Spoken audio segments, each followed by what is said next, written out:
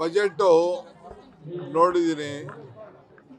ಇಷ್ಟು ಅನ್ಯಾಯ ನಮ್ಮ ಕರ್ನಾಟಕ ರಾಜ್ಯಕ್ಕೆ ಮಾಡ್ತಾರೆ ಅಂತೇಳಿ ಯಾರು ನಿರೀಕ್ಷೆ ಮಾಡಿಲ್ಲ.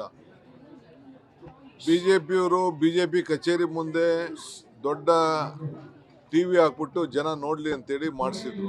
ಏನು ಉತ್ತರ ಕೊಡ್ತಾರೆ? ಏನು ಯಾವ ಸ್ಪೆಷಲ್ ಟ್ರೈನ್ ಆಗಿದೆ, ಏನು ಹಣ ಬಂದಿದೆ, ಹಿಂದೆ ರಾಜ್ಯದ ಹಣಕಾಸು ಆಯೋಗದಲ್ಲಿ ಮಾರ್ಗದರ್ಶನ ಕೊಟ್ಟಿದ್ರಲ್ಲೇ 80,000 ಕೋಟಿ ರೂಪಾಯಿ ನಮಗೆ ಲಾಸ್ ಆಗಿದೆ. ಈಗ ಯಾವುದು ಕೂಡ ನಮಗೆ ಅನುಕೂಲ ಆಗಿಲ್ಲ. ಮಹಾತ್ಮ ಗಾಂಧೀಜಿ ಒಂದು ಹೆಸರು ಎಲ್ಲ ಸೇರಿಸಿದ್ದಾರೆ ಅನ್ನೋದು ನನಗೆ ನೋಡಿದೆ. ನರೇಗಾನೇ ವಾಪಸ್ ಜಾರಿ ಮಾಡಲಿ ಅನ್ನೋದು ನಮ್ಮೆಲ್ಲರ ಒತ್ತಾಯ. ಆಗ ಮಾತ್ರ ರಾಜ್ಯಗಳಿಗೆ ಅನುಕೂಲ ಆಗ್ತದೆ. ಇವತ್ತು ಏನು ಈ ಬಜೆಟ್ ಇದೆ, 15,53,00,000 ಕೋಟಿ, 53,00,000 ಕೋಟಿ ರೂಪಾಯಿ .5 ಏನು ಮಾಡಿದ್ದಾರೆ.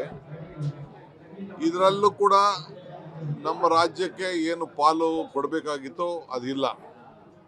ಕೆಲವು ಟ್ರೈನ್ಸ್ ಎಲ್ಲ ಬಿಟ್ಟಿದ್ದಾರೆ, ಎಲ್ಲ ಬರೀ ಬೇರೆ ರಾಜ್ಯಕ್ಕೆ, ಚುನಾವಣೆಗೆ ಸಂಬಂಧಪಟ್ಟಂತ ರಾಜ್ಯಗಳಲ್ಲಿ ಅನುಕೂಲ ಆಗಲಿ ಅಂತೇಳಿ ಚುನಾವಣಾ ಬಜೆಟ್ ಘೋಷಣೆ ಮಾಡ್ದಂಗೆ ಮಾಡಿದ್ದಾರೆ.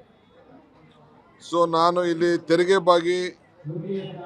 ತೆರಿಗೆ ಬಾಕಿ ಉಳಿಸ್ಕೊಂಡವ್ರಿಗೆ 100% ದಂಡ ಮಾಡ್ತೀವಿ ಅಂತ ಹೇಳಿದ್ದಾರೆ.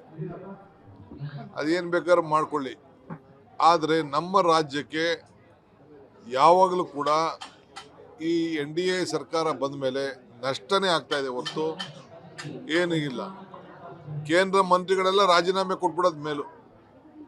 ಈ ರಾಜ್ಯಕ್ಕೆ ಅನ್ಯಾಯ ಆಗ್ತಿದ್ದಾಗ ಈ ಬಿಜೆಪಿ MP ಮತ್ತು ಕೇಂದ್ರ ರಾಜ್ಯದ ಮಂತ್ರಿಗಳೆಲ್ಲ ಸ್ವಾಭಿಮಾನ ಇದ್ದರೆ, ಕರ್ನಾಟಕ ರಾಜ್ಯದ ಬಗ್ಗೆ ಅವ್ರಿಗೇನಾದ್ರು ಆಸಕ್ತಿ ಇದ್ದರೆ ಅವರೆಲ್ಲ ರಾಜೀನಾಮೆ ಕೊಟ್ಬಿಡೋದು ಮೇಲು.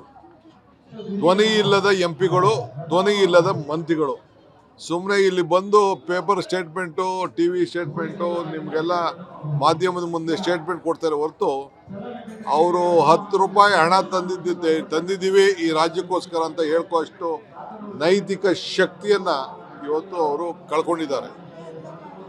ಈ ಬಜೆಟ್ನಿಂದ ರಾಜ್ಯಕ್ಕೆ ದೊಡ್ಡ ಅನ್ಯಾಯ ಆಗಿದೆ ಅನ್ನೋದನ್ನು ಹೇಳಲಿಕ್ಕೆ ಬಯಸ್ತೇನೆ. ಇದು ಜನ ವಿರೋಧಿ ಬಜೆಟ್, ಕರ್ನಾಟಕ ವಿರೋಧಿ ಬಜೆಟ್.